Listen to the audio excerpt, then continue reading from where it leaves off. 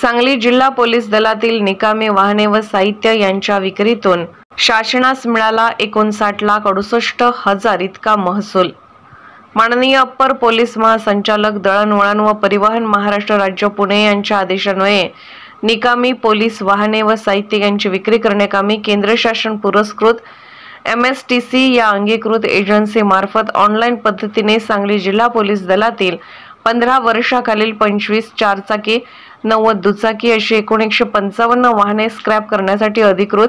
RVSF centre Shri Bhagyalakshmi rolling mill private limited Jalna यांची उच्चतम बोली लावल्याने त्यांना सदरची वाहने स्क्रॅप करण्याकामी देण्यात आलीत।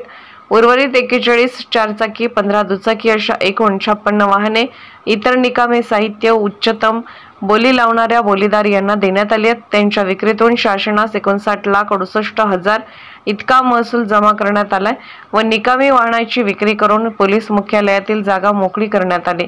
माननीय श्री संदीप घुगे पोलीस अधीक्षक सांगली, श्रीमती रितू खोकर अप्पर पोलीस अधीक्षक सांगली, श्री दादासाहेब चोडप्पा पोलीस उप अधीक्षक गृह सांगली यांच्या मार्गदर्शनाखाली श्री सचिन दंताळ पोलीस निरीक्षक महाराष्ट्र पोलीस विभाग सांगली, श्री विकास कोठावडे मोप पर्यवेक्षक बापू गायकवाड सप Sandeep Gavdi police head constable Ganesh Chavan police head constable Sachin Pawar police head constable Ajay Salunke police नाईक यांनी कार्यवाही केली।